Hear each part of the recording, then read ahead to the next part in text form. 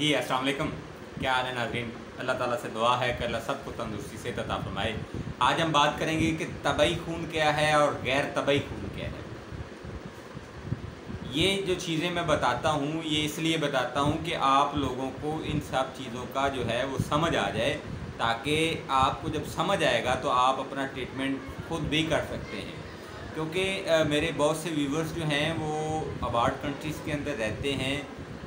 वहाँ पे हमारी जो हर्बल की प्रोडक्ट्स हैं वो अवेलेबल नहीं होती, तो फिर वो मेरे से पूछते हैं कि सर हमें कौन सी चीज़ लेना है और कौन सी चीज़ नहीं लेना, तो मिज़ाज क्या होता है, ये जो आप मिज़ाज बताते हैं ये क्या है। तो ये उन सब लोगों की आगाही के लिए और पाकिस्तान के अंदर रहने वाले जो मेरे व्यूवर्स हैं उनकी भी आगाही और रहनुमाई के लिए। और इसके साथ साथ जैसा कि आप जानते हैं कि मेरे साथ बहुत से हुक्मा हजरात भी जुड़े हुए हैं जिनका मुझे बहुत ही ज़्यादा ख्याल होता है कि उनको भी जो है वो मैं अच्छी तरह से ब्रीफ़ कर पाऊँ, उनको समझा पाऊँ।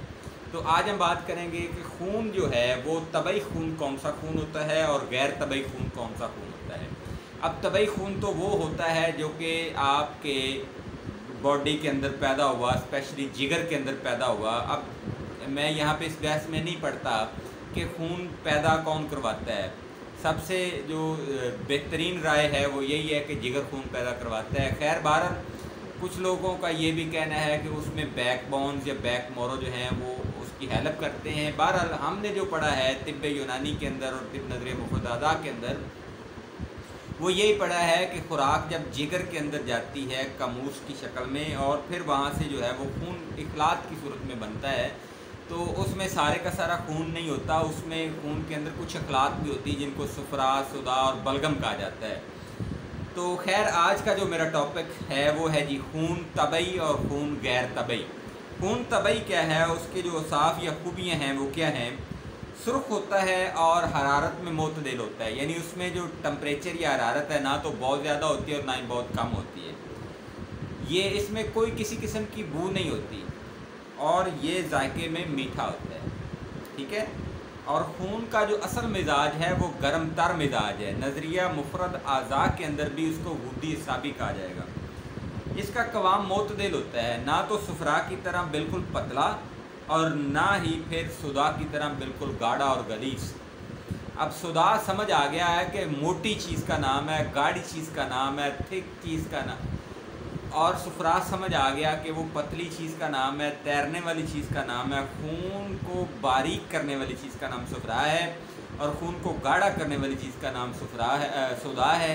एक दिन एक मोहतरमा ने मेरे से ये भी सवाल किया था कि प्लीज़ आप जिस तरह से एलोपैथिक के अंदर खून को पतला करने वाली दवाएं जो एस्प्रिन, डेस्प्रिन, ये इस तरह की इस फैमिली की दवाएं बताई जाती हैं, आप लोग भी बताया करें कि आप किस तरह से प्रिकॉशंस के तौर पे या फिर आप ट्रीटमेंट के तौर पे खून को पतला और किस तरह से कर सकते हैं।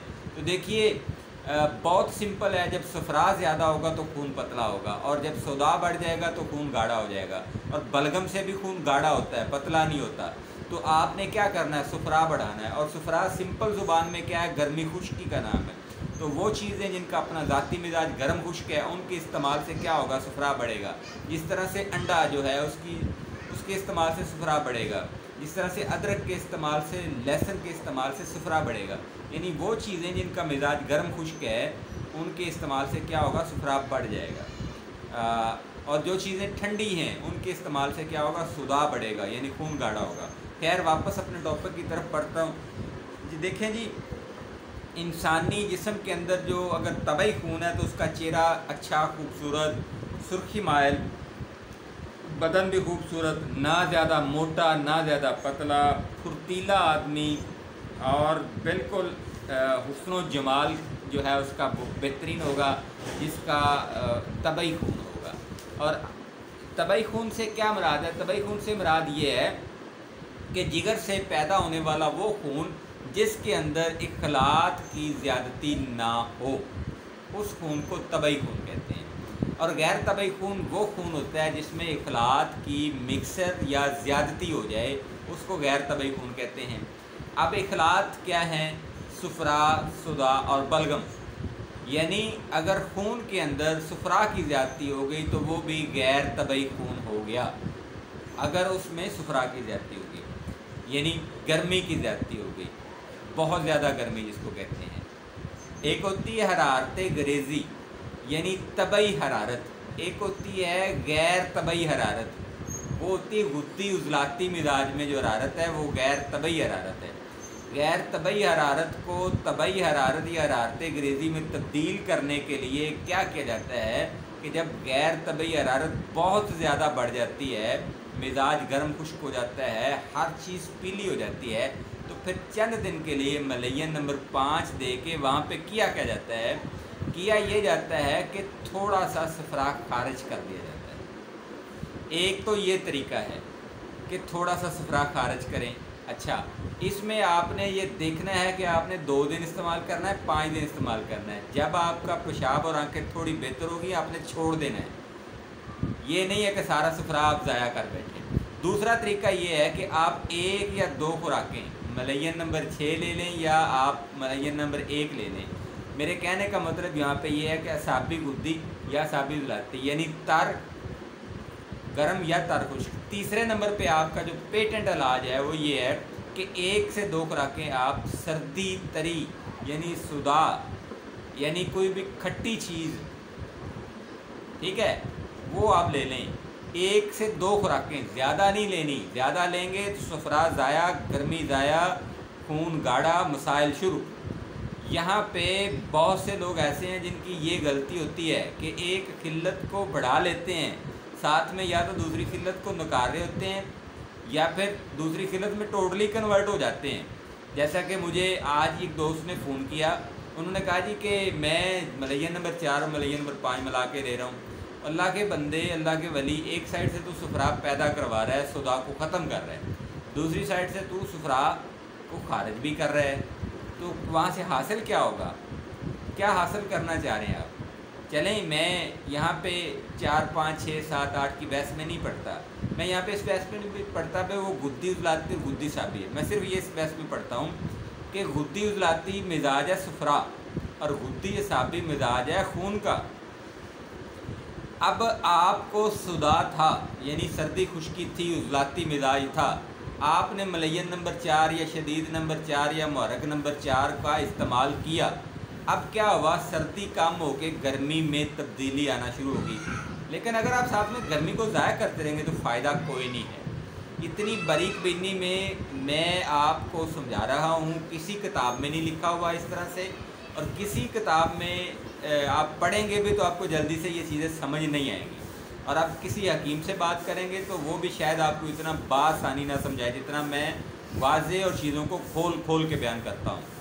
देखें जी, गर्म खुश्क यानी सफरा का पैदा करवाना और गर्म तर खून का पैदा करवाना और सफरा को ज़्यादा को कम करना, ठीक है। अब गैर तबई खून क्या है, जिसमें या सफरा शामिल है या सुदा शामिल है या बलगम शामिल है।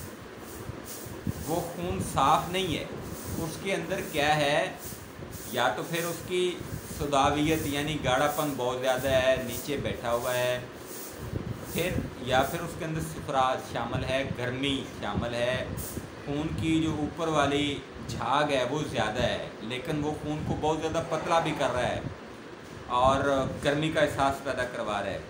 और इस तरह से अगर उसमें बलगम ज़्यादा है तो खून गाढ़ा भी हो सकता है और फिर खून में ठंड भी आ जाएगी, और जब बलगम बढ़ेगी ना तो सर्दी बढ़ जाएगी, ठीक है। ये बहुत बड़ी बात मैंने की उपमा के लिए, जब बलगम बढ़ेगी तो क्या होगा, सर्दी बढ़ जाएगी। तो हाँ, हम बेसिक तिब्बे यूनानी जो आज से हज़ारों साल पहले थी वो ये थी गर्मी और सर्दी, उसमें तरी बहुत कम कंसीडर होती थी, उसमें खुश्की बहुत कम कंसीडर होती थी। क्यों? क्योंकि जब आप गर्मी बढ़ाते हैं ना तो सर खुश्की खुद ही बढ़ जाती है, और इस तरह से जब सर आप तरी को बढ़ाते हैं तो सर्दी खुद ही बढ़ जाती है, ठीक है, सुधा बढ़ जाता है। लेकिन अब चूँकि तरक्की है, अब चीज़ों को हम ज़्यादा समझ चुके हैं, हमें इन चीज़ों को लहदा देखना है, तरी को भी, खुश्की को भी, सर्दी को भी और गर्मी को भी। अच्छा, तो खून के अंदर सारी चीज़ें शामिल हो सकती हैं, सुधा भी, सफरा भी और बलगम भी। तो ये तो था कि तबई खून और गैर तबई खून। अब इंशाल्लाह अगला जो टॉपिक्स हैं वो तबई सफरा, गैर तबई सफरा, और इस तरह से तबई सुदा और गैर तबई सुदा, इस तरह से तबई बलगम और गैर तबई बलगम, ये सारी चीज़ों को बताऊंगा। उसके बाद इंशाल्लाह इनके इलाज भी बताऊंगा। आज मैं आपको ये बता देता हूँ कि अगर गैर तबई खून है तो उसका हम इलाज किस तरह से करेंगे। चलें आज के वीडियो में वो भी शामिल कर देता हूँ। गैर तबई खून सबसे पहले हम स्टार्ट करते हैं जी। अगर उसमें सुफरा शामिल हो गया है, आपको लगता है कि आपकी ज़ुबान पीली, पेशाब बहुत ज़्यादा पीला, आँखें जल रही हैं, ठीक है, गर्मी का बहुत ज़्यादा एहसास हो रहा है, तो फिर है जी उसमें सुफरा शामिल हो गया खून के अंदर। अब आपने क्या करना है, मलैया नंबर 5 की आपने 500 मिलीग्राम की 3 खुराकें सुबह दोपहर शाम 3 दिन लेनी है, तो इंशाल्लाह आपका मसला हल हो जाएगा।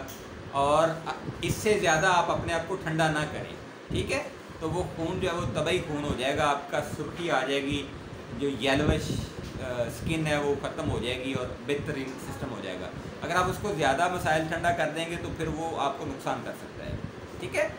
अब अगर आपका जो खून है उसमें सुदा शामिल हो गया है, यानी खून गाढ़ा हो गया है, तो फिर आप क्या करेंगे, सुदा का जो एंटी है वो सुफरा है, आपने सुफरा को बढ़ाना है, सुदा को निकालना नहीं है, वो नहीं निकल सकता उस तरह से, क्योंकि वो गाढ़ा हो गया है ना, उसको गर्मी देंगे तो वो पतला हो जाएगा, तो फिर वो निकल जाएगा जिस्म से। तो आप क्या करें, मलयन नंबर 4 का इस्तेमाल करें। क्या करें, मलयन नंबर 4 का इस्तेमाल करें, यानी सर्दी खुश्की बढ़ गई है, सुदा बढ़ गया है, तो फिर आप क्या करेंगे, मलयन नंबर 4, यानी आपका अगर उस्लाती मिजाज है तो आपने 4 नंबर में जाना है, ठीक है जी। तो वो इंशाल्लाह आपका मामला हल हो जाएगा, खून के अंदर अगर सुदा बढ़ गया। अब आते हैं कि खून के अंदर अगर बलगम बढ़ गई है तो उसका इलाज क्या है। तो बलगम जब बढ़ेगी तो उसका इलाज आप क्या करेंगे, बलगम को अगर आप करेंगे खुश्क सर्द तो वो गाढ़ा होकर जम जाएगी और सुदा में कन्वर्ट हो जाएगी, ठीक है। सर्द खुश्क 2 नंबर जो ट्रीटमेंट बताई जाती है, अगर आप वो करेंगे तो वही बलगम जम कर आपके खून में शामिल हो जाएगी और सुदा में कन्वर्ट हो जाएगी, जो कि आपको नुकसान कर सकती है, क्लॉट्स बना सकती है, खून को गाढ़ा कर सकती है और कई तरह के मसाइल पैदा कर सकती है। अब आपने क्या करना है, अब आपने उसको खुश्क गर्म इलाज करना है, उसको गर्मी भी देनी है और उसको खुश्क भी करना है, सर्दी खुश्की नहीं देनी, सुदा नहीं देना, सुदा उसका इलाज नहीं है, खुश्की गर्मी उसका इलाज है। तो वो बलगम जो है खून से फिर निकल जाएगी, तो वो तबई खून बन जाएगा, ठीक है जी। तो इस तरह से मैं आप लोगों को इंशाल्लाह गाय बगाए इस हवाले से इंफॉर्मेशन देता रहूँगा। अगर आपके दिन में कोई भी सवाल आता है किसी किल्लत के बारे में, इसके अलावा खून के बारे में, मिजाज के बारे में, कफ़ियत के बारे में, अरकान के बारे में, तिब्बे यूनानी की जो चीज़ें हैं उन हवाले से, नज़रिया मुफ़रद अज़ा के हवाले से कोई भी आप मालूमात लेना चाहते हैं तो कमेंट्स करें, कमेंट्स करें, कमेंट्स करें। अब इसलिए मैं कह रहा हूँ क्योंकि व्हाट्सएप पे बहुत ज़्यादा रश हो चुका है। व्हाट्सएप पे अगर आपको जल्दी रिस्पॉन्ड नहीं मिलता तो आप लोग हाइपर हो जाते हैं, आप लोग टेंशन ले जाते हैं। यहाँ पे करेंगे तो सारी दुनिया देख रही है, मैं जल्दी जवाब भी दूँगा, ठीक है। और बाकी एक और बात बता देता हूँ, वो ये है कि अगर आपको जल्द जवाब नहीं मिलता, यार हाइपर ना हुआ करें, थोड़ा सा रिलैक्स रहा करें, थोड़ा टाइम दिया करें मुझे, ताकि मैं आप लोगों को रिस्पॉन्ड कर पाऊँ, ठीक है जी। मेरे लिए दुआएं भी किया करें, अल्लाह ताला मुझे तंदुरुस्ती से अता फरमाए, आप लोगों को भी तंदुरुस्ती से अता फरमाए और मुझे इस खिदमत के काम में अल्लाह ताला जो है मेरी हिफाजत करे, ताकि मैं आप लोगों को फ़ायदा पहुँचाता रहूँ। फ़ी अमानिल्लाह, अल्लाह हाफ़िज़, अस्सलामु अलैकुम व रहमतुल्लाहि व बरकातहू।